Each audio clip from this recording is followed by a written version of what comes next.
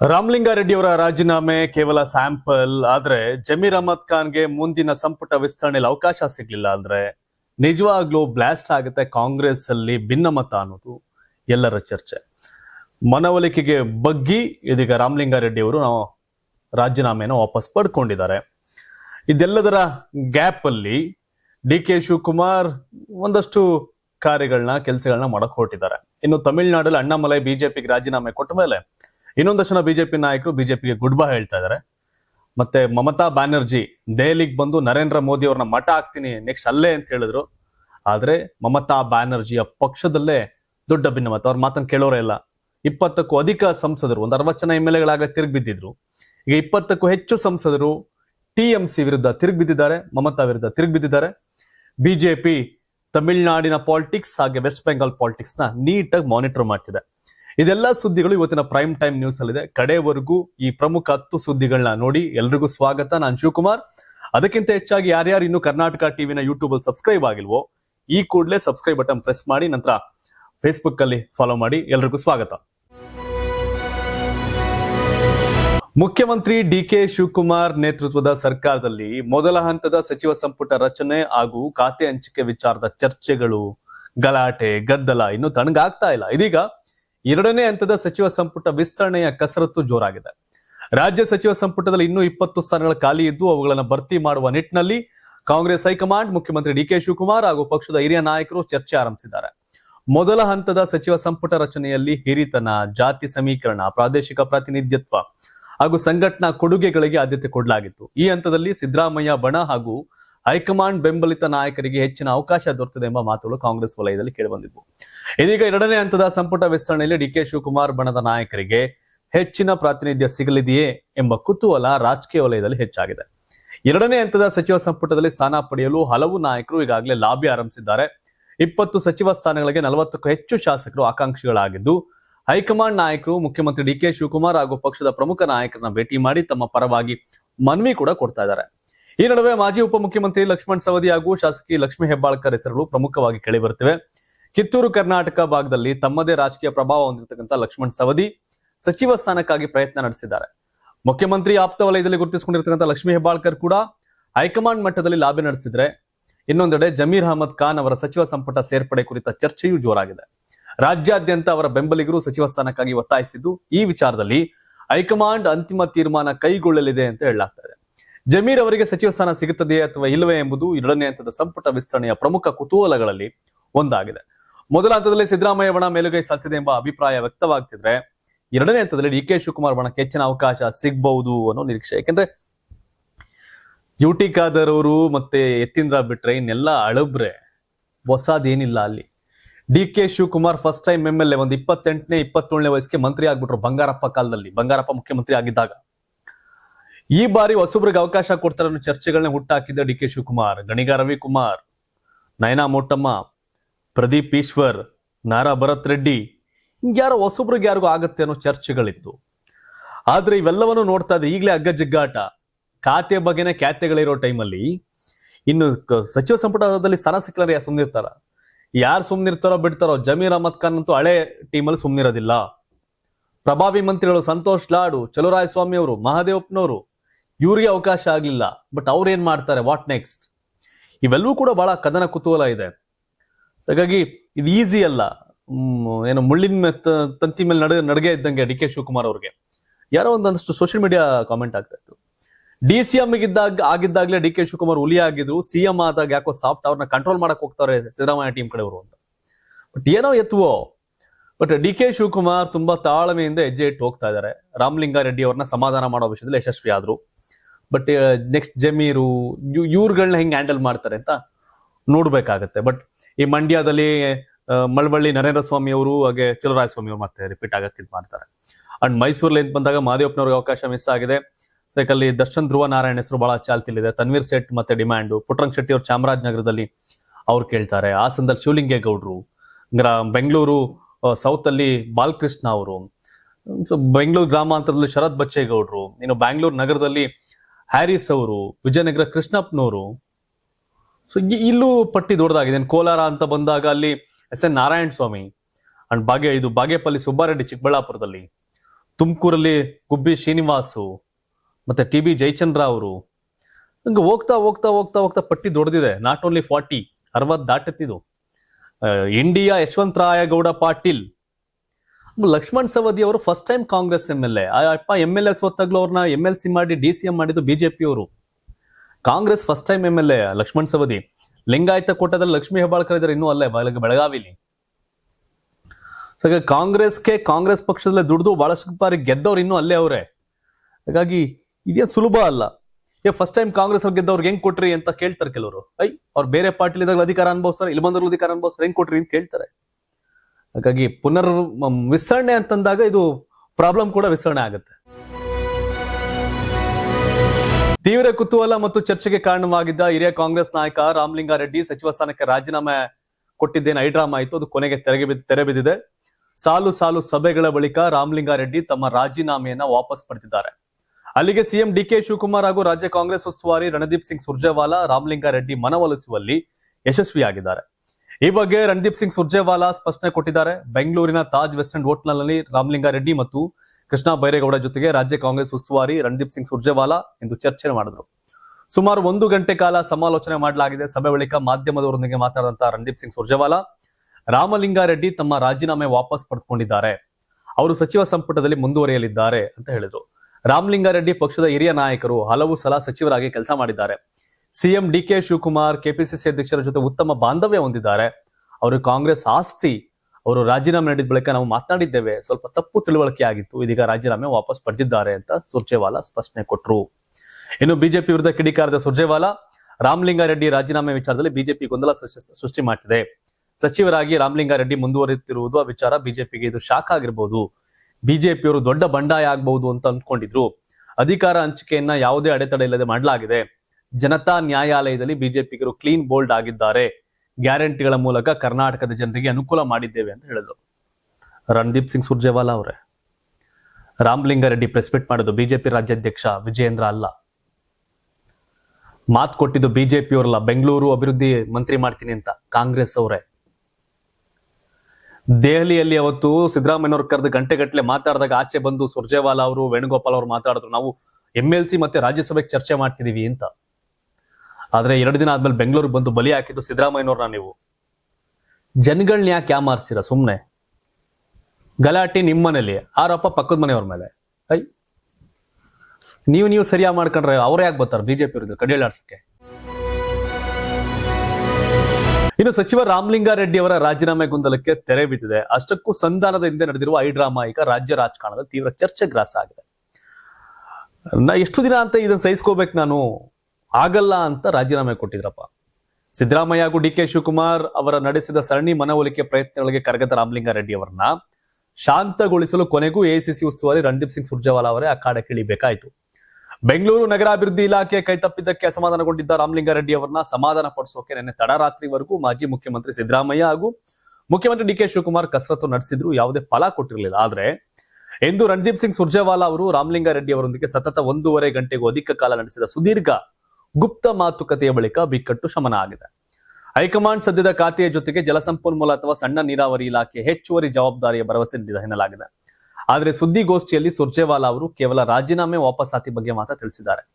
ಖಾತೆ ಬದಲಾವಣೆಯ ಗೊಂದಲಗಳಿಗೆ ಯಾವುದೇ ಸ್ಪಷ್ಟನೆ ಕೊಟ್ಟಿಲ್ಲ. ಇತ್ತ ಕೋಲಾರದಲ್ಲಿ ಈ ಕುರಿತು ಪ್ರತಿಕ್ರಿಯೆ ಕೊಟ್ಟಂತ ಮುಳಬಾಗ್ಲು ಶಾಸಕ ಕೊತ್ತೂರು ಮಂಜುನಾಥ್, ಮುಳಬಾಗ್ಲು ಶಾಸಕ ಸಮೃದ್ಧಿ ಮಂಜುನಾಥ್ ರಾಮಲಿಂಗಾರೆಡ್ಡಿ ಅವರ ಕಾರ್ಯವೈಖರಿನ ಮುಕ್ತ ಕಂಠದಿಂದ ಶ್ಲಾಘನೆ ಮಾಡಿದ್ರು. ಲೈಕ್ ಇವರು ಕೋಲಾರ MLA ಕೊತ್ತೂರು ಮಂಜುನಾಥ್ ಅವರು ಶ್ಲಾಘನೆ ಮಾಡಿದ್ರು. ಇಲ್ಲಿಯವರೆಗೆ ಇದ್ದ ಸಚಿವರ ಪೈಕಿ ರಾಮಲಿಂಗಾರೆಡ್ಡಿ ಅವರೇ ಬೆಸ್ಟ್ ಮಿನಿಸ್ಟರ್. ಅವರಿಗೆ ಯಾವುದೇ ಗನ್ಮ್ಯಾನ್ ಇಲ್ಲ, PA ಅಬ್ಬು ಬಿಬ್ಬು ಇಲ್ಲ. ಯಾರು ಫೋನ್ ಮಾಡಿದ್ರು 100% ತಾವೇ ರಿಸೀವ್ ಮಾಡ್ತಾರೆ. ಒಂದು ವೇಳೆ ಬಿಸಿ ಇದ್ರೆ ಕಡ್ಡಾಯವಾಗಿ ಕಾಲ್ ಬ್ಯಾಕ್ ಮಾಡ್ತಾರೆ. ಅತ್ಯಂತ ಬುದ್ಧಿವಂತರು. ಆದ್ರೆ ಮಂತ್ರಿ ಆದವರಿಗೆ ಕೆಲಸ ಮಾಡೋಕೆ ಯಾವ ಖಾತೆ ಆದ್ರೇನು, ಎಂತವುದೇ ಖಾತೆ ಬೇಕು ಅಂತ ಪಟ್ಟು ಹಿಡಿಯೋದು ತಪ್ಪು ಅಂತ ಹೇಳಿದ್ರು. ರಾಮಲಿಂಗಾರೆಡ್ಡಿನ ಫುಲ್ ಹೊಗಳ್ಬಿಟ್ರು ಕೊತ್ತೂರು ಮಂಜುನಾಥ್ ಕೋಲಾರ MLA. ಆದ್ರೆ ಅದೇ ಯಾಕಂತ ಹಿಡಿಬೇಕು ಅಂತ ಕೇಳ್ತಾರೆ. ಕೊತ್ತೂರು ಮಂಜುನಾಥ್ ಅವರು ಮುಳಬಾಗ್ಲು MLA ಆಗಿದ್ರು, ಕೋಲಾರ MLA ಆಗೋರೀಗ. ಆದ್ರೆ ರಾಮಲಿಂಗಾರೆಡ್ಡಿ 18 MLA. ಅವ್ರ ಜೂನಿಯರ್ಸ್ ಒಳ್ಳೆ ಖಾತೆ ತಗೊಂಡಾಗ ಇವ್ರ ಖಾತೆ ಬೇಕು ಅಂತ ಅನ್ಸುತ್ತೆ. ಫ್ರೀ ಬಸ್ ಬಿಟ್ಬಿಟ್ಟು ಸಾರಿಗೆ ಇಲಾಖೆ ನಡೆಸಿದ್ರೆ ಏನ್ ನಡೆಸ್ತಾರೆ? 35-40 ಸಾವಿರ ಕೋಟಿ ಅಲ್ಲೇ ಇನ್ಲೋರ್ ಮಂತ್ರಿ ಅದನ್ನ ಮಂಜೂರು ಮಾಡ್ಕೊಂಡ್ಮೇಲೆ ಇವ್ರು ಏನ್ ಮಾಡ್ತಾರಲ್ಲಿ? ಮಾನಿಟರ್ ಕಮಿಟಿನ. ಹಾಗಾಗಿ ಅದನ್ನ ಅನುಭವಿಸೋರು ಗೊತ್ತಿರುತ್ತೆ ಏನು ಅಂತ. ಅಂಡ್ ಎರಡನೇದು, ರಾಮಲಿಂಗಾರೆಡ್ಡಿ ರಾಜಕಾರಣದಲ್ಲಿ ಸೀನಿಯರು, ಅವ್ರಿಗೆ ಆದಂತ ಒಂದ್ ಮರ್ಯಾದೆ ಇದೆ, ಒಂದಿದೆ, ರೇಂಜ್ ಇದೆ ಅವ್ರಿಗೆ. ಹಾಗಾಗಿ ಅವ್ರಿಗೆ ಯಾವ್ದು ಬೇಕು ಯಾವ್ದು ಬೇಡ ಅಂತ ಅವ್ರಿಗೆ ಗೊತ್ತಿರುತ್ತೆ. ಬಟ್ 1 ಟೈಮ್ 2 ಟೈಮ್ MLA ಆದವ್ರು ಅವ್ರಿಗೆ ಅಡ್ವೈಸ್ ಮಾಡ್ತಾರೆ, ಅದೇ ದುರಂತ. ರಾಜ್ಯ ರಾಜಕೀಯದಲ್ಲಿ ನಡೆಯುತ್ತಿರುವ ಬೆಳವಣಿಗೆಗಳ ನಡುವೆ ತುಮಕೂರಲ್ಲಿ ನಡೆದ ಮಹತ್ವ ರಾಜಕೀಯ ಭೇಟಿ ಇದೀಗ ಸಾಕಷ್ಟು ಚರ್ಚೆ ಕಾರಣ ಆಗಿದೆ. ಮಾಜಿ ಸಚಿವ KN ರಾಜಣ್ಣ ನಿವಾಸಕ್ಕೆ DCM ಡಾಕ್ಟರ್ G ಪರಮೇಶ್ವರ್ ಭೇಟಿ ಕೊಟ್ಟು ಮಾತಾಡಿಕೊಂಡು ಬಹಳ ಹೊತ್ತು ಉಪಹಾರ ಸೇವನೆ ಮಾಡಿ ಬಂದಿದ್ದಾರೆ. ಕೆಲವರಲ್ಲೇ ಲೋಕಲ್ ತುಮಕೂರು ಪಾಲಿಟಿಕ್ಸ್ ಬಗ್ಗೆ ಮಾತಾಡ್ತಾರೆ ಅಂತ. ತುಮಕೂರು ಪಾಲಿಟಿಕ್ಸ್ ಬಗ್ಗೆ ಮಾತಾಡಕ್ಕೆ ಇವ್ರೇನೇ ಸ್ಟೇಟ್ ಪಾಲಿಟಿಕ್ಸ್ ಬಗ್ಗೆ. ಯಾಕಂದ್ರೆ DCM ಡಾಕ್ಟರ್ G ಪರಮೇಶ್ವರ್, ಮಾಜಿ ಮಂತ್ರಿ ರಾಜಣ್ಣ ಅವರು ಮಂತ್ರಿ ಸ್ಥಾನವನ್ನ ಸ್ವಲ್ಪ ತಿಂಗಳ ಹಿಂದೆ ಕಳ್ಕೊಂಡ್ರು, ಏನೋ ಒಂದು ಸ್ಟೇಟ್ಮೆಂಟ್ ಕೊಟ್ಟು. ಈಗ ರಾಜಣ್ಣ ಅವರು ಕೂಡ ಆಸ್ಪಿರೆಂಟ್ ಆಗಿದ್ರು, ಗೊತ್ತು ಅವ್ರು ಕೊಡಲ್ಲ. ಇಲ್ಲಿ DK ಶಿವಕುಮಾರ್ ಕ್ಯಾಬಿನೆಟ್ ಅಲ್ಲಿ ಮಂತ್ರಿ ಆಗುವಂತ ಆಸೆ ಏನ್ ರಾಜಣ್ಣ ಅವ್ರಿಗೆ ಇಲ್ಲ. ಆದ್ರೆ ರಾಜಣ್ಣ ರೆಬಲ್ ಸ್ಟಾರ್, ಹಾಗಾಗಿ ಅನಿವಾರ್ಯ. ಲೀಡರು DK ಶಿವಕುಮಾರ್ ಈಗ ಕಾಂಗ್ರೆಸ್ಗೆ CM, ಕಾಂಗ್ರೆಸ್ ಅಲ್ಲಿದ್ದಾಗ ಅವ್ರ ಮಾತು ಕೇಳಲೇಬೇಕು ಅಲ್ವಾ. ಇನ್ನೊಂದ್ ಕತೆ, ಹಂಗೆ ತುಮಕೂರಲ್ಲಿ ಅವರು ಗಿಡ ನೆಡೋ ಕಾರ್ಯಕ್ರಮ ಇದ್ ಮಾಡ್ಕೊಂಡ್ರು. ನರೇಂದ್ರ ಮೋದಿ ಕರೆ ಕೊಟ್ಟಿದ ಪ್ರಕಾರ ಅವ್ರು ಹೇಳಿದ್ರು, ಒಳ್ಳೆ ಕೆಲ್ಸನ ಯಾರು ಹೇಳಿದ್ರೇನಂತೆ, ಈಗ ವಿರೋಧ ಪಕ್ಷ ಅಂತ ಅನ್ನೋ ಕಾರಣಕ್ಕೆ ಅದೆಲ್ಲ ವಿರೋಧ ಮಾಡಕ್ಕಾಗತ್ತ ನಾವು ಅಂತ ಹೇಳಿ ನರೇಂದ್ರ ಮೋದಿ ಅವ್ರನ್ನು ಕೂಡ ಅವ್ರ ಯೋಜನೆಯನ್ನು ಕೂಡ ಹೊಗಳಿದ್ರು. ಇನ್ನೊಂದ್ ಕಡೆ ಪರಮೇಶ್ವರ್ ಜೊತೆ ಸಭೆ. ಸೊ ರಾಜಣ್ಣ ನೇರ ದಿಟ್ಟ ನಿರಂತರ ರಾಜಕಾರಣಿ, ನಡೀತಾ ಇರತ್ತೆ. ಇನ್ನು ರಾಜ್ಯ ರಾಜಕಾರಣದಲ್ಲಿ DK ಶಿವಕುಮಾರ್ ನೇತೃತ್ವದ ಸರ್ಕಾರದ ಸಚಿವ ಸಂಪುಟದ ವಿಚಾರ ದಿನಕ್ಕೊಂದು ತಿರುವನ್ನು ಪಡೆದುಕೊಳ್ತಾ ಇದೆ. ಈ ಬೆನ್ನಲ್ಲೇ ಮಾಜಿ ಸಚಿವ ಹಾಗೂ ಪ್ರಭಾವಿ ಅಲ್ಪಸಂಖ್ಯಾತ ನಾಯಕ ಜಮೀರ್ ಅಹಮದ್ ಖಾನ್ ಅವರಿಗೆ ಸಚಿವ ಸ್ಥಾನ ನೀಡಬೇಕು ಅಂತ ಒತ್ತಾಯಿಸಿ ಕಾಂಗ್ರೆಸ್ ಕಾರ್ಯಕರ್ತರು ನಗರದಲ್ಲಿ ಬೃಹತ್ ಪ್ರತಿಭಟನೆ ನಡೆಸಿದರು. ಬೆಂಗಳೂರಿನ ಮೈಸೂರು ರಸ್ತೆಯ ಪ್ರಮುಖ ಜಂಕ್ಷನ್ ಆದ ಸಿರ್ಸಿ ವೃತ್ತದ ಬಳಿ ಜಮಾಯಿಸಿದ ನೂರಾರು ಕಾಂಗ್ರೆಸ್ ಕಾರ್ಯಕರ್ತರು ಮತ್ತು ಜಮೀರ್ ಅಭಿಮಾನಿಗಳು ಪಕ್ಷದ ಹೈಕಮಾಂಡ್ ಹಾಗೂ ರಾಜ್ಯ ಕಾಂಗ್ರೆಸ್ ನಾಯಕರ ವಿರುದ್ಧ ಘೋಷಣೆಗಳನ್ನು ಕೂಗಿದ್ರು. ಜಮೀರ್ ಅಹಮದ್ ಖಾನ್ ರಾಜ್ಯಾದ್ಯಂತ ಪಕ್ಷವನ್ನು ಬಲಪಡಿಸಲು ಶ್ರಮಿಸಿರುವ ನಾಯಕರಾಗಿದ್ದಾರೆ. ಕಳೆದ ಚುನಾವಣೆಯಲ್ಲಿ ಕಾಂಗ್ರೆಸ್ ಪಕ್ಷ ಅಧಿಕಾರಕ್ಕೆ ಬರೋಕೆ ಅವರ ಕೊಡುಗೆ ಅಪಾರವಾಗಿದೆ. ಹೀಗಾಗಿ ಅವರನ್ನ ಯಾವುದೇ ಕಾರಣಕ್ಕೂ ಸಂಪುಟದಿಂದ ಕೈ ಬಿಡಬಾರದು, ಅವರಿಗೆ ತಕ್ಷಣವೇ ಸಚಿವ ಸ್ಥಾನ ನೀಡಬೇಕು ಅಂತ ಪ್ರತಿಭಟನಾಕಾರರು ಆಗ್ರಹ ಮಾಡಿದರು. ಚಾಮರಾಜಪೇಟೆ ವಿಧಾನಸಭಾ ಕ್ಷೇತ್ರದ ಶಾಸಕ ಜಮೀರ್ ಅಹಮದ್ ಖಾನ್ ಅವರಿಗೆ ಕರ್ನಾಟಕ ಸರ್ಕಾರದ ಸಚಿವ ಸಂಪುಟದಲ್ಲಿ ಸ್ಥಾನ ನೀಡಬೇಕು ಅಂತ ಆಗ್ರಹಿಸಿ ಚಾಮರಾಜಪೇಟೆ ಕ್ಷೇತ್ರದಾದ್ಯಂತ ಬೃಹತ್ ಪ್ರತಿಭಟನೆ ಹಮ್ಮಿಕೊಳ್ಳಲಾಗಿತ್ತು. ಕಾಂಗ್ರೆಸ್ ಕಾರ್ಯಕರ್ತರು, ಜಮೀರ್ ಬೆಂಬಲಿಗರು ಒಟ್ಟಾಗಿ ಸೇರಿ ಶಾಂತಿಯುತ ಪ್ರತಿಭಟನೆಯನ್ನ ಮಾಡಿದ್ರು. ಆದ್ರೆ ರಾಜ್ಯದ ಹಲವೆಡೆ ಬೇರೆ ಬೇರೆ ಜಿಲ್ಲೆಯಲ್ಲಿ ಕೂಡ ಪ್ರತಿಭಟನೆ ಮಾಡ್ತಾರೆ. ಮಂಡ್ಯದಲ್ಲಿ ಮಾಡಿದ್ರು, ಹುಬ್ಳಿಯಲ್ಲಿ ಮಾಡಿದ್ರು, ಹಾವೇರಿಯಲ್ಲಿ ಮಾಡಿದ್ರು, ಮಂಗಳೂರಲ್ಲಿ ಮಾಡ್ತಾವ್ರೆ. ಸೊ ಹಾಗಾಗಿ ಕರ್ನಾಟಕ ಕಾಂಗ್ರೆಸ್ ನಲ್ಲಿ ಮುಸಲ್ಮಾನರ ಒಂದು ರೀತಿಯ ಪ್ರಬಲ ನಾಯಕ ಅಂದ್ರೆ ಜಮೀರ್ ಅಹಮದ್ ಖಾನ್. ಜಮೀರ್ ಅಹಮದ್ ಖಾನ್ ಗಿರೋಷ್ಟು ಫ್ಯಾನ್ ಫಾಲೋವರ್ಸ್ ಇನ್ಯಾರಿಗೂ ಇಲ್ಲ. ಸೊ ಹಾಗಾಗಿ ಪ್ರಬಲ ನಾಯಕನಿಗೆ ಎಲ್ಲಿ ಅನ್ಯಾಯ ಆಗಿದೆ ಅಂದಾಗ ಅವರು ಸಮುದಾಯದವರು ಸುಮ್ಮನೆ ಇರ್ತಾರ, ಪ್ರತಿಭಟನೆ ಮಾಡ್ತಾರೆ. ನೋಡ್ಬೇಕು ನೆಕ್ಸ್ಟ್ ಏನ್ ಮಾಡ್ತಾರೆ ಅಂತ.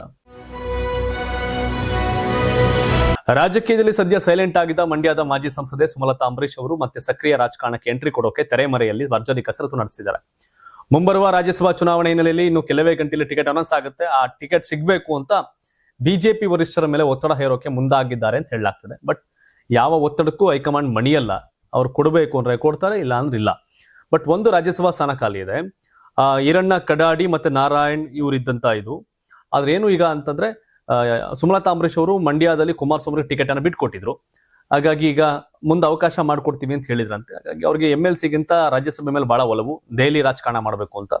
ಅವ್ರಿಗೆ ತಮಿಳು ಬರುತ್ತೆ, ತೆಲುಗು ಬರುತ್ತೆ, ಹಿಂದಿ ಬರುತ್ತೆ, ಇಂಗ್ಲಿಷ್ ಬರುತ್ತೆ, ಪಂಚಭಾಷೆಗಳನ್ನ ಸ್ಪಷ್ಟವಾಗಿ ಮಾತನಾಡುವಂತ ನಾಯಕಿ ಸುಮಲತಾ ಅವರು. ಹಾಗಾಗಿ ಅವ್ರಿಗೆ ರಾಜ್ಯಸಭೆಗೆ ಹೋಗ್ಬೇಕು ಅನ್ನೋ ಆಸೆ ಹೈಕಮಾಂಡ್ ಕೂಡ ಆ ದಿಸೆಯಲ್ಲಿ ಆಲೋಚನೆ ಮಾಡ್ತಿದೆ ಅಂತಿದೆ. ಇನ್ ಕೆಲವೇ ಗಂಟೆಗಳಲ್ಲಿ ಗೊತ್ತಾಗುತ್ತೆ ಏನು ಅಂತ. ರಾಜ್ಯದಲ್ಲಿ ಕಳೆದ ಹಲವು ವರ್ಷಗಳಿಂದ ಬಾಕಿ ಉಳಿದಿರುವ ಗ್ರಾಮ ಪಂಚಾಯಿತಿ, ತಾಲೂಕು ಪಂಚಾಯಿತಿ ಹಾಗೂ ಜಿಲ್ಲಾ ಪಂಚಾಯಿತಿ ಚುನಾವಣೆಗಳು ಮತ್ತಷ್ಟು ವಿಳಂಬವಾಗುವ ಸಾಧ್ಯತೆ ಎದುರಾಗಿದೆ. ಪಂಚಾಯಿತಿಗಳ ಮೀಸಲು ನಿಗದಿ ಪ್ರಕ್ರಿಯೆ ಪೂರ್ಣಗೊಳಿಸಲು ಸಾಧ್ಯವಾಗದ ಹಿನ್ನೆಲೆಯಲ್ಲಿ ರಾಜ್ಯ ಸರ್ಕಾರ ಹೈಕೋರ್ಟ್ಗೆ ಕ್ಷಮೆ ಯಾಚಿಸಿ ಹೆಚ್ಚುವರಿಯಾಗಿ 8 ವಾರಗಳ ಕಾಲಾವಕಾಶ ಕೋರಿದೆ. ಕಳೆದ 5 ವರ್ಷಗಳಿಂದ ಬಾಕಿ ಉಳಿದಿರುವ ತಾಲೂಕ್ ಪಂಚಾಯಿತಿ ಹಾಗೂ ಜಿಲ್ಲಾ ಪಂಚಾಯಿತಿ ಚುನಾವಣೆಗಳಿಗೆ ಸಂಬಂಧಿಸಿದಂತೆ ಮೀಸಲು ನಿಗದಿ ಪ್ರಕ್ರಿಯೆಯನ್ನು ಪೂರ್ಣಗೊಂಡಿಲ್ಲ. ವಿಜಯಪುರ ಮತ್ತು ಬಾಗಲಕೋಟೆ ಜಿಲ್ಲೆಗಳ ಕೆಲವು ತಾಲೂಕುಗಳ ಗಡಿ ಬದಲಾವಣೆ ಹಿನ್ನೆಲೆಯಲ್ಲಿ ಕ್ಷೇತ್ರ ಮರುವಿಂಗಡಣೆ ಹಾಗೂ ಮೀಸಲು ನಿಗದಿಯಲ್ಲಿ ವಿಳಂಬವಾಗಿದೆ ಎಂದು ಸರ್ಕಾರ ನ್ಯಾಯಾಲಯಕ್ಕೆ ತಿಳಿಸಿದೆ. ಇದೇ ವೇಳೆ ರಾಜ್ಯದ 5950 ಗ್ರಾಮ ಪಂಚಾಯಿತಿಗಳ ಸದಸ್ಯ ಸ್ಥಾನಗಳನ್ನು ನಿಗದಿಪಡಿಸಿ ಅಂತಿಮ ಅಧಿಸೂಚನೆ ಹೊರಡಿಸಲಾಗಿದ್ದು, ಮೀಸಲು ನಿಗದಿ ಪ್ರಕ್ರಿಯೆಯನ್ನ 30 ದಿನಗಳಲ್ಲಿ ಪೂರ್ಣಗೊಳಿಸುವಂತೆ ಜಿಲ್ಲಾಧಿಕಾರಿಗಳಿಗೆ ಸೂಚಿಸಲಾಗಿದೆ. ಅವಧಿ ಮುಗಿದಿರುವ ಶಿವಮೊಗ್ಗ ಮಹಾನಗರ ಪಾಲಿಕೆ ಚುನಾವಣೆ ವಿಚಾರಣೆಯನ್ನು ಹೈಕೋರ್ಟ್ ಮುಂದೂಡಿದ್ದು, ಆ ಚುನಾವಣೆಯು ಸದ್ಯಕ್ಕೆ ಮುಂದೂಡಿಕೆಯಾಗಿದೆ. ಒಟ್ಟಾರೆ ಮೀಸಲು ನಿಗದಿ ಪ್ರಕ್ರಿಯೆ ಪೂರ್ಣಗೊಂಡ ಬಳಿಕವೇ ಸ್ಥಳೀಯ ಸಂಸ್ಥೆಗಳ ಚುನಾವಣೆಗೆ ವೇಗ ಸಿಗಲಿದ್ದು, ಚುನಾವಣೆಗಾಗಿ ಇನ್ನೂ ಕೆಲವು ತಿಂಗಳುಗಳ ಕಾಲ ಕಾಯಬೇಕಾದ ಪರಿಸ್ಥಿತಿ ನಿರ್ಮಾಣ ಆಗಿದೆ. ವಿಧಾನಸಭೆಯಲ್ಲಿ ಕೂತಿರೋ 224 ಮಂದಿಲಿ ಒಂದು 20-30 ಮಂದಿ ಫಸ್ಟ್ ಜಿಲ್ಲಾ ಪಂಚಾಯತ್ ಮೆಂಬರ್ಸು, BBMP ಮೆಂಬರ್ಸು ಆದವ್ರೆ, ನಗರಸಭಾ ಮೆಂಬರ್ ಆದವ್ರೆ. ಹಾಲೆ 5.5 ವರ್ಷ ಆಯ್ತು GB ಎಲೆಕ್ಷನ್ ಆಗಿ. ಜಿಲ್ಲಾ ಪಂಚಾಯತಿ, ತಾಲೂಕ್ ಪಂಚಾಯತಿ ಚುನಾವಣೆ ಹೋಗಿ 4-5 ವರ್ಷ ಆಯ್ತು. ಸಣ್ಣ ಸಣ್ಣ ಸ್ಥಳೀಯ ಸಂಸ್ಥೆಗಳೇ ಪ್ರಬಲ ಶಕ್ತಿ ಕೆಲಸ ಮಾಡಕ್ಕೆ ಗ್ರೌಂಡ್ ಅಲ್ಲಿ. MLA ಮನೆ ಬಾಗ್ಲಿಗೆ ಬರಕ್ಕಾಗತ್ತೇನೋ, ರೋಡ್ ಸರಿ ಇಲ್ಲ, ಮೋರ್ ಸರಿ ಇಲ್ಲ, ಗುಂಡಿ ಬಿದ್ದೈತೇನೋಕೆ. ಆದ್ರೆ ಈ ಶಾಸಕರು, ಸಂಸದರು, ಇವೆಲ್ಲ ಆಲ್ ಪಾರ್ಟಿಯವರು ಅಧಿಕಾರ ವಿಕೇಂದ್ರೀಕರಣವನ್ನು ಹಾಳು ಮಾಡಿ ಲೋಕಲ್ ಬಾಡಿಯನ್ನ ತೀರಿಸ್ತಾವ್ರೆ. ಕೋರ್ಟ್ ಒಂದು ಕೆಲಸ ಮಾಡಬೇಕು. ಈ ಚುನಾವಣೆ ಘೋಷಣೆ ಮಾಡೋವರೆಗೂ ಎಲ್ಲಾ ಸಂಸದರು, ಶಾಸಕರ ಸದಸ್ಯತ್ವವನ್ನ ರದ್ದು ಮಾಡ್ತೀವಿ, ನೋ ಎಲೆಕ್ಷನ್ ಮಾಡಿದ್ಮೇಲೆ ನೀವು ಆಗಿ ಅಂತ. 5 ವರ್ಷ MLAಗಳಿಲ್ದಿರಕ್ಕಾಗತ್ತಾ? ಒಂದಿನ ಇದ್ ಬಿಡ್ತಾರೆ ಇವರೆಲ್ಲ. ಅರೆ ಲೋಕಲ್ ಬಾಡಿಯನ್ನ ಕತ್ತಿಸ್ ಸಾಯಿಸ್ತವ್ರೆಲ್ಲ ಸೇರ್ಕೊಂಡು ಇವರೆಲ್ಲ. ಅದೇ ದೊಡ್ಡ ದುರಂತ. ತಮಿಳುನಾಡು ಬಿಜೆಪಿ ಮಾಜಿ ರಾಜ್ಯಾಧ್ಯಕ್ಷ ಕೆ ಅಣ್ಣಾಮಲೈ ಅವರು ಪಕ್ಷಕ್ಕೆ ರಾಜೀನಾಮೆ ನೀಡಿದ ಬೆನ್ನಲ್ಲೇ ಇದೀಗ ಮತ್ತಿಬ್ಬರು ಬಿಜೆಪಿಯ ಪ್ರಮುಖ ನಾಯಕರು ರಾಜೀನಾಮೆ ಕೊಟ್ಟಿದ್ದಾರೆ. ರಾಜ್ಯ ರಾಜಕೀಯದಲ್ಲಿ ಚರ್ಚೆಗೆ ಕಾರಣವಾಗಿದೆ. ತಮಿಳುನಾಡು ಬಿಜೆಪಿ ರಾಜ್ಯ ಉಪಾಧ್ಯಕ್ಷ ಕರು ನಾಗರಾಜನ್ ಹಾಗೂ ರಾಜ್ಯ ಕಾರ್ಯದರ್ಶಿ ಸುಮತಿ ವೆಂಕಟೇಶ್ ತಮ್ಮ ಸ್ಥಾನಗಳಿಗೆ ರಾಜೀನಾಮೆ ಕೊಟ್ಟಿದ್ದಾರೆ. ಈ ಕುರಿತು ಸುಮತಿ ವೆಂಕಟೇಶ್ ತಮ್ಮ ಅಧಿಕೃತ ಎಕ್ಸ್ ಖಾತೆಯಲ್ಲಿ ಪೋಸ್ಟ್ ಹಂಚಿಕೊಂಡಿದ್ದು, ಭಾರವಾದ ಹೃದಯದಿಂದ ಪಕ್ಷದ ರಾಜ್ಯ ಕಾರ್ಯದರ್ಶಿ ಹುದ್ದೆಯಿಂದ ಕೆಳಗಿಳಿಯಲು ಹಾಗೂ ಪಕ್ಷದೊಂದಿಗಿನ ಸಂಬಂಧವನ್ನು ಕೊನೆಗೊಳಿಸಲು ನಿರ್ಧರಿಸಿದ್ದೇನೆ ಅಂತ ತಿಳಿಸಿದ್ದಾರೆ. ಪೋಸ್ಟ್ ನಲ್ಲಿ ಅವರು ಪ್ರಧಾನಿ ನರೇಂದ್ರ ಮೋದಿ ಅವರ ನಾಯಕತ್ವ ಹಾಗೂ ಬಿಜೆಪಿಯ ರಾಷ್ಟ್ರೀಯತೆ, ದೇಶಭಕ್ತಿ ಮತ್ತು ರಾಷ್ಟ್ರ ಸೇವೆಯ ಆದರ್ಶಗಳಿಂದ ಪ್ರೇರೇಪಿತರಾಗಿದ್ದೇವೆ ಅಂತ ಹೇಳಿಕೊಂಡಿದ್ದು, ಈ ಮೌಲ್ಯಗಳು ತಮ್ಮ ರಾಜಕೀಯ ಜೀವನಕ್ಕೆ ಸದಾ ಮಾರ್ಗದರ್ಶನ ನೀಡಿವೆ ಅಂತ ಉಲ್ಲೇಖಿಸಿದ್ದಾರೆ. ನೈನನ್ ನಾಗೇಂದ್ರ ಅಂತ ರಾಜ್ಯಾಧ್ಯಕ್ಷ ಇದ್ದಾರೆ. ಏನು ಆಗಲ್ಲ ಅಣ್ಣಾಮಲೈ ಹೋದ್ರೆ ಅಂತಂದ್ರು. ಈಗ ಯಾವ ರಾಜೀನಾಮೆಯನ್ನು ನಾವು ಒಪ್ಕೊಳ್ಳಲ್ಲ ಅಂತ ಹೇಳ್ತಾರೆ. ನೈನನ್ ನಾಗೇಂದ್ರ MLA ಆಗಿದ್ದವರು, ಶ್ರೀಮಂತರು ಬಹಳ. ಆದ್ರೆ ಅಣ್ಣಾಮಲೈ MLA ಸೋತಿದ್ದಾರೆ, MP ಸೋತಿದ್ದಾರೆ. ಅಣ್ಣಾಮಲೈ ಬಿಜೆಪಿಗೂ ದೊಡ್ಡ ಲೀಡರ್ ಆಗಿದ್ದು, ತಮಿಳುನಾಡಿನ ನಾಯಕ, ತಮಿಳುನಾಡಲ್ಲಿ ಒಬ್ಬ ಲೀಡರು, ತಮಿಳುನಾಡಿಗೊಬ್ಬ ಜನನಾಯಕ ಸಿಕ್ತ ಅದು ಅಣ್ಣಾಮಲೈನ ಹಿಂಗ ಸ್ಪೀಡ್ ಆಗಿ ಹೋಗೋ ವ್ಯಕ್ತಿನ ಕಟ್ಟಾಕರಿಯಲ್ಲಿ ಕೂತಿರ್ತಾರ. ಅವ್ರು ಕೂರಲ್ಲ. ಈ ಕೇಳ್ಕೊಂಡು ಕೂತಿರಕ್ ಬರೀ MP ನೋ MLA ನೋ ಆಗ್ಬೇಕು ಅಂತಂದಿದ್ರೆ ಅಣ್ಣಾಮಲೈ ರಾಜಕಾರಣಕ್ಕೆ ಬರೋ ಅವಶ್ಯಕತೆ ಇಲ್ಲ. ಆದ್ರೆ ತಮಿಳುನಾಡಿಗೊಬ್ಬ ನಾಯಕ ಬೇಕಾಗಿತ್ತು. ಆಗ ಒಳ್ಳೆ ಲೀಡರ್ ಅಣ್ಣಾಮಲೈ. ಪಾರ್ಟಿ ಒಬ್ಬ ಏನ್ ಎಲ್ಲಾ ಪಾರ್ಟಿಯವರು ಕೆಟ್ಟವ್ರಲ್ಲ, ಎಲ್ಲಾ ಪಾರ್ಟಿಯವರು ಒಳ್ಳೆಯವರಲ್ಲ. ಎಲ್ಲಾ ಪಾರ್ಟಿಲಿ ಒಳ್ಳೆಯವರು ಇರ್ತಾರೆ, ಎಲ್ಲಾ ಪಾರ್ಟಿಲಿ ಕೆಟ್ಟವ್ರು ಇರ್ತಾರೆ. ಸೊ ಹಾಗಾಗಿ ಅಣ್ಣಾಮಲೈ ಪರ್ಫೆಕ್ಟ್ ಪರ್ಸನ್, ಒಬ್ಬ ಉತ್ತಮ ನಾಯಕ, ನೋ ಡೌಟ್ ಅದರಲ್ಲಿ. ಇನ್ನು ತಮಿಳುನಾಡು ರಾಜಕೀಯದಲ್ಲಿ ಮಹತ್ವದ ಬೆಳವಣಿಗೆಯೊಂದರ ಬಗ್ಗೆ DMK ಮುಖ್ಯಸ್ಥ ಹಾಗೂ ಮಾಜಿ ಮುಖ್ಯಮಂತ್ರಿ MK ಸ್ಟಾಲಿನ್ ಮಹತ್ವದ ಹೇಳಿಕೆ ಕೊಟ್ಟಿದ್ದಾರೆ. ರಾಜ್ಯದಲ್ಲಿ ರಾಷ್ಟ್ರಪತಿ ಆಡಳಿತ ಜಾರಿಯಾಗುವುದನ್ನು ತಡೆಯುವ ಉದ್ದೇಶದಿಂದಲೇ ತಮ್ಮ ಮೈತ್ರಿಕೂಟದ ಪಕ್ಷಗಳಿಗೆ ಹೊಸ ಸರ್ಕಾರಕ್ಕೆ ಬೆಂಬಲ ನೀಡಲು ಅವಕಾಶ ಮಾಡಿಕೊಟ್ಟಿದ್ದಾಗಿ ಅವರು ಬಹಿರಂಗಪಡಿಸಿದ್ದಾರೆ. ಚೆನ್ನೈನಲ್ಲಿ ನಡೆದ ಕಾರ್ಯಕ್ರಮವೊಂದರಲ್ಲಿ ಮಾತನಾಡಿದಂತ ಸ್ಟಾಲಿನ್, ತಮಿಳುನಾಡಲ್ಲಿ ಸರ್ಕಾರ ರಚನೆಗೆ ಸಂಬಂಧಿಸಿದ ರಾಜಕೀಯ ಬಿಕ್ಕಟ್ಟಿನ ಸಂದರ್ಭದಲ್ಲಿ ತಮ್ಮ ಮೈತ್ರಿಕೂಟದ ಕೆಲವು ಪಕ್ಷಗಳ ನಾಯಕರು ಹೊಸ ಸರ್ಕಾರಕ್ಕೆ ಬೆಂಬಲ ನೀಡುವ ಕುರಿತು ತಮ್ಮೊಂದಿಗೆ ಚರ್ಚೆ ನಡೆಸಿದ್ರು ಅಂತ ತಿಳಿಸಿದ್ರು.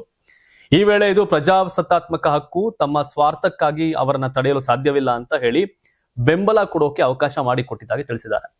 ಒಂದು ವೇಳೆ ರಾಜ್ಯದಲ್ಲಿ ಸರ್ಕಾರ ರಚನೆಯಾಗದೆ ರಾಷ್ಟ್ರಪತಿ ಆಡಳಿತ ಜಾರಿಯಾಗಿದ್ರೆ ಅದು ಪರೋಕ್ಷವಾಗಿ ಬಿಜೆಪಿಗೆ ಆಡಳಿತದ ಮೇಲೆ ಪ್ರಭಾವ ಬೀರುವ ಅವಕಾಶ ಕಲ್ಪಿಸಿತ್ತು. ತಮಿಳುನಾಡಿನ ಹಿತದೃಷ್ಟಿಯಿಂದ ಅಂತಹ ಪರಿಸ್ಥಿತಿಯನ್ನ ತಪ್ಪಿಸುವುದು ಅಗತ್ಯವಾಗಿತ್ತು ಅಂತ ಸ್ಟಾಲಿನ್ ತಮ್ಮ ನಿರ್ಧಾರವನ್ನ ಸಮರ್ಥಿಸಿಕೊಂಡಿದ್ದಾರೆ. ಪ್ರಸ್ತುತ ಅಸ್ತಿತ್ವಕ್ಕೆ ಬಂದಿರತಕ್ಕಂಥ ಸರ್ಕಾರವು ತಮ್ಮ ಮೈತ್ರಿಕೂಟದ ಪಕ್ಷಗಳ ಬೆಂಬಲದಿಂದಲೇ ಕಾರ್ಯನಿರ್ವಹಿಸ್ತಾ ಇದೆ ಎಂದು ಹೇಳಿದ ಅವರು, ಈ ನಿರ್ಧಾರವನ್ನ ಮಿತ್ರ ಪಕ್ಷಗಳ ಒಪ್ಪಿಗೆಯೊಂದಿಗೆ ತೆಗೆದುಕೊಳ್ಳಲಾಗಿತ್ತು ಅಂತ ಸ್ಪಷ್ಟಪಡಿಸಿದರು. ಇದೇ ವೇಳೆ ಪಕ್ಷದ ಕಾರ್ಯಕರ್ತರನ್ನ ಉದ್ದೇಶಿಸಿ ಮಾತನಾಡಿದಂತ ಸ್ಟಾಲಿನ್, ಚುನಾವಣಾ ಸೋಲಿನಿಂದ ಧೃತಿಗೆಡದ ಜನರ ನಡುವೆ ಉಳಿದ ಹೋರಾಟ ಮುಂದುವರಿಸಬೇಕು ಅಂತ ಕರೆ ಕೊಟ್ಟರು. ರಾಜಕೀಯದಲ್ಲಿ ಗೆಲುವು ಮತ್ತು ಸೋಲು ಸಹಜ. ಕೆಲವು ರಾಜಕೀಯ ಬೆಳವಣಿಗೆಗಳಿಂದ ಇಂದು ಅಧಿಕಾರ ಕೈ ತಪ್ಪಿರಬಹುದು, ಆದ್ರೆ ಜನರ ಸಮಸ್ಯೆಗಳ ಪರವಾಗಿ ಧ್ವನಿಯಾಗಲು ಅಧಿಕಾರದಲ್ಲಿ ಅಗತ್ಯವಿಲ್ಲ.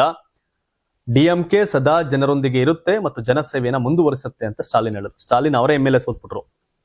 ಈಗೇನು ನಮ್ಮ ಬೆಂಬಲ ಕಾಂಗ್ರೆಸ್ ಅವರು ನಮ್ಮ ಮೈತ್ರಿಕೂಟದಲ್ಲಿದ್ರು, ಅವ್ರನ್ನ ನಾವೇ ಕಳ್ಸಿದ್ವಿ, ಮುಸ್ಲಿಂ ಲೀಗ್ ನಾವಾಗಿ ಕಳ್ಸಿದ್ವಿ. ಸೊ ಹಿಂಗೆ ನಾವೇ ಕಳ್ಸಿದೀವಿ, ನಮ್ಮವರಿಂದ ಸರ್ಕಾರ ಆಗಿದೆ, ಬಿಕಾಸ್ ಆಫ್ ರಾಷ್ಟ್ರಪತಿ ಆಳ್ವಿಕೆ ಬಂದಿದ್ರೆ ಬಿಜೆಪಿ ಆಡಳಿತ ಬರೋದು, ಹಾಗಾಗಿ ಅಂತ ಹೇಳ್ತಾವ್ರ ಸ್ಟಾಲಿನ್. ಯಾವ ಓಲೈಕೆ ಮಾಡ್ಕೊಳಕ್ ಹೋಗ್ತಾ ಇದಾರೋ ಗೊತ್ತಿಲ್ಲ. ಸ್ಟಾಲಿನ್ ಬಿದ್ರು ಮೀಸೆ ಮಣ್ಣಾಗಿಲ್ಲ ಅನ್ನೋ ವರ್ತನೆ ಇದ್ದಂಗಿದೆ ಇಲ್ಲಿ. ಪಶ್ಚಿಮ ಬಂಗಾಳದಲ್ಲಿ ತೃಣಮೂಲ ಕಾಂಗ್ರೆಸ್ ಪಕ್ಷದೊಳಗಿನ ಭಿನ್ನಮತ ದಿನದಿಂದ ದಿನಕ್ಕೆ ತೀವ್ರ ಸ್ವರೂಪ ಪಡೆದುಕೊಳ್ತಾ ಇದೆ. ವಿಧಾನಸಭೆ ಚುನಾವಣೆಯ ಸೋಲಿನ ಬಳಿಕ ಆರಂಭವಾದ ಅಸಮಾಧಾನ ಇದೀಗ ಶಾಸಕರಿಂದ ಸಂಸದರ ಮಟ್ಟಕ್ಕೂ ವಿಸ್ತರಣೆ ಆಗಿದ್ದು, ಮಾಜಿ ಮುಖ್ಯಮಂತ್ರಿ ಮಮತಾ ಬ್ಯಾನರ್ಜಿ ಅವರಿಗೆ ಹೊಸ ರಾಜಕೀಯ ಸವಾಲಾಗಿ ಪರಿಣಮಿಸಿದೆ. ಈಗಾಗಲೇ ರಿತಬ್ರತ ಬ್ಯಾನರ್ಜಿ ನೇತೃತ್ವದ ಬಂಡಾಯ ಶಾಸಕರ ಗುಂಪು ತಾವು ನಿಜವಾದ TMC ಅಂತ ಘೋಷಿಸಿಕೊಂಡಿದ್ದು, ಪಕ್ಷದೊಳಗಿನ ಬಿರುಕು ಬಹಿರಂಗವಾಗಿದೆ. ಇದರ ಬೆನ್ನಲ್ಲೇ ಸುಮಾರು 23ಕ್ಕೂ ಅಧಿಕ ಸಂಸದರು ಬಂಡಾಯ ನಾಯಕರೊಂದಿಗೆ ಸಂಪರ್ಕದಲ್ಲಿದ್ದಾರೆ ಎಂಬ ವರದಿಗಳು ರಾಜಕೀಯ ವಲಯದಲ್ಲಿ ಸಂಚಲನ ಮೂಡಿಸಿದೆ. ಪಕ್ಷದೊಳಗಿನ ಭಿನ್ನಮತದ ನಡುವೆಯೇ ಮಮತಾ ಬ್ಯಾನರ್ಜಿ ಕರೆದಿದ್ದ ಸಭೆಯೂ ಚರ್ಚೆಗೆ ಕಾರಣವಾಗಿದೆ. TMC ಕೊಟ್ಟು 80 ಶಾಸಕರು ಹಾಗೂ 42 ಸಂಸದರಿದ್ರು. ಸಭೆಯಲ್ಲಿ ಕೇವಲ ಕೆಲವೇ ಶಾಸಕರು ಮತ್ತು ಸಂಸದರು ಭಾಗವಹಿಸಿದ್ರು ಎಂದು ವರದಿಯಾಗಿದೆ. ಇದರಿಂದ ಪಕ್ಷದೊಳಗಿನ ಅಸಮಾಧಾನ ಮತ್ತಷ್ಟು ಬಹಿರಂಗಗೊಂಡಿದೆ ಎಂಬ ವಿಶ್ಲೇಷಣೆಗಳು ಕೇಳಿಬರ್ತದೆ. ತನ್ನ ಪಾರ್ಟಿ MLAಗಳನ್ನೇ, ತನ್ನ ಪಾರ್ಟಿ MPಗಳನ್ನೇ ಕಂಟ್ರೋಲ್ ಮಾಡಕ್ಕಾಗಿರುವಂತ ಮಮತಾ ಬ್ಯಾನರ್ಜಿ ಡೆಲ್ಲಿಗೆ ಹೋಗಿ ನರೇಂದ್ರ ಮೋದಿ ಸರ್ಕಾರವನ್ನ ಬೀಳಿಸ್ತೀನಿ ನಾನು ಬದುಕಿದ್ರೆ ಅಂತ ಹೇಳ್ತಾರೆ. ಇಷ್ಟೇ. ಯಾವಾಗ ಒಂದು ಸೋಲಾಗುತ್ತಲ್ಲ, ಆ ಸೋಲನ್ನ ಕರೆಕ್ಟಾಗಿ ಹ್ಯಾಂಡಲ್ ಮಾಡೋಕ್ಕಾಗಲಿಲ್ಲ ಅಂದ್ರೆ ದೊಡ್ಡ ವ್ಯತ್ಯಾಸ ಆಗುತ್ತೆ. ಮಮತಾ ಬ್ಯಾನರ್ಜಿ ಪವರ್ಫುಲ್. ಇಂದಿರಾ ಗಾಂಧಿಯ ನಂತರ ಪ್ರಭಾವಿ ಮಹಿಳಾ ರಾಜಕಾರಣಿ ನಮ್ಮ ದೇಶದಲ್ಲಿ ಇದ್ರೆ ಅದು ಮಮತಾ ಬ್ಯಾನರ್ಜಿ. 15 ವರ್ಷಗಳ ಕಾಲ ವೆಸ್ಟ್ ಬೆಂಗಾಲ್ ಸಿಎಂ ಆಗಿದ್ರು. ಕಮ್ಯುನಿಸ್ಟ್ ಪಾರ್ಟಿಯ ಕ್ರೌರ್ಯದ ವಿರುದ್ಧ ಹೋರಾಟ ಕೊಟ್ಟು ಅಧಿಕಾರಕ್ಕೆ ಬಂದಂತ ದುರ್ಗೆ ಇಂದಿರಾ ಗಾಂಧಿ ಬಿಟ್ರೆ ಅಂತ ಪವರ್ಫುಲ್ ಲೇಡಿ ಅಂದ್ರೆ ಮಮತಾ ಬ್ಯಾನರ್ಜಿ. ಬಟ್ ವರ್ತನೆಗಳು ಮತ್ತೆ ಅಪೋಸಿಷನ್ ಪಾರ್ಟಿಗಳನ್ನ ನಡ್ಸ್ಕೊಳ್ಳೋ ರೀತಿ ಅವೆಲ್ಲ ಏನಾಗುತ್ತೆ, ಹಾಳು ಮಾಡುತ್ತೆ ಅನ್ನೋಕ್ಕೆ ಬೆಸ್ಟ್ ಎಕ್ಸಾಂಪಲ್ ಇದೆ. ಮೊನ್ನೆ ಮಹಿಳಾ ಮೀಸಲು ಮತ್ತೆ ಕ್ಷೇತ್ರ ಪುನರ್ವಿಂಗಡಣೆ ಬಿಲ್ ಬಿದೋಗಿತ್ತು ಒಂದು 70 ವೋಟಿಂದ. ಈಗ DMK ಒಂದು 22 MP ಐತೆ, ಇವ್ರದ್ದು ಒಂದು 20-30 ಜನ ಕ್ಯಾಚ್ ಹಾಕತಾರೆ ಬಿಜೆಪಿ ಅವರು. 50 ಜನ, ಈಗ 70 ಶಾರ್ಟೇಜ್ ಇದೆ NDAಗೆ ಅಂದ್ರೆ ಆ 70 50 ಜನ ಈ ಕಡೆಗೆ ಬಂದ್ರೆ ಆಗ 30 ನಂಬರ್ ಎಕ್ಸ್ಟ್ರಾ ಆಗುತ್ತೆ ಬಿಜೆಪಿಗೆ, NDAಗೆ. ಸೊ ಹಾಗಾಗಿ ಡಿಸೆಂಬರ್ ಅಲ್ಲಿ ಮತ್ತೆ ಒನ್ ನೇಷನ್ ಒನ್ ಎಲೆಕ್ಷನ್ ಮಹಿಳಾ ಮೀಸಲು ಮತ್ತೆ ಕ್ಷೇತ್ರ ಪುನರ್ವಿಂಗಡಣೆ ಬಿಲ್ ಅನ್ನ ಬಿಜೆಪಿ ಮಂಡಿಸುವ ಸಾಧ್ಯತೆ ಇದೆ. ಹಾಗಾಗಿ ಪಾಲಿಟಿಕ್ಸ್, ಈ ಚತುರ ರಾಜಕಾರಣ ಮಾಡೋದ್ರಲ್ಲಿ ಎಕ್ಸ್ಪರ್ಟ್ಗಳು ಈ ಬಿಜೆಪಿ ಅವರು. ಈ ಮನುಷ್ಯ ಮೋದಿ ಏನ್ ಮಾಡ್ತಾರೆ ನೋಡ್ಬೇಕು. ತಾವೇನ್ ಹೇಳ್ತೀರಿ? ಮಹಿಳಾ ಮೀಸಲು ಕ್ಷೇತ್ರ ಪುನರ್ವಿಂಗಡಣೆ ಒಂದು ದೇಶ ಒಂದು ಚುನಾವಣೆ ಅವಶ್ಯಕತೆ ಇದೆಯಾ ಇದ್ರೆ ಕಾಮೆಂಟ್ ಮಾಡಿ. ಹಾಗೆ ಮತ್ತೆ ಸಚಿವ ಸಂಪುಟ ವಿಸ್ತರಣೆ ಆದಾಗ ಜಮೀರ್ ಅಹಮದ್ ಖಾನ್ ಅವ್ರಿಗೆ ಅವಕಾಶ ಕೊಡ್ಬೇಕಾ, ಕೊಡ್ತಾರಾ ಇಲ್ವಾ, ಕೊಟ್ಟಿಲ್ಲ ಅವ್ರೇನ್ ಮಾಡ್ತಾರೆ, ಇನ್ಯಾರು ಮಂತ್ರಿ ಆಗೋಕೆ ಯೋಗ್ಯರಿದ್ದಾರೆ, ಮತ್ತೆ ಈಗ ಯಾರು ಮಂತ್ರಿ ಇದ್ದಾರೆ, ಅವ್ರು ಯಾರು ಮಂತ್ರಿ ಆಗ್ಲಿಕ್ಕೆ ಅಸಮರ್ಥರು, ಅವ್ರನ್ನು ಮಂತ್ರಿ ಮಾಡ್ಬಿಟ್ಟವ್ರೆ ಅಂತಾನೆ ಯಾರು, ನೀವು ಮುಕ್ತವಾಗಿ ಕಾಮೆಂಟ್ ಮಾಡಬಹುದು. ಮತ್ತೊಮ್ಮೆ ಕೇಳ್ತಾ ಇದೀನಿ, ಕರ್ನಾಟಕ ಟಿವಿ ನೀವೇನು ಯೂಟ್ಯೂಬ್ ಅಲ್ಲಿ ಸಬ್ಸ್ಕ್ರೈಬ್ ಮಾಡಿಲ್ಲ ಅಂದ್ರೆ ಈ ಕೂಡಲೇ ಮಾಡಿ, ಫೇಸ್ಬುಕ್ ಅಲ್ಲಿ ಫಾಲೋ ಮಾಡಿ. ಧನ್ಯವಾದ. ಇದು ಕರ್ನಾಟಕ ಟಿವಿ, ಕನ್ನಡಿಗರ ಧ್ವನಿ.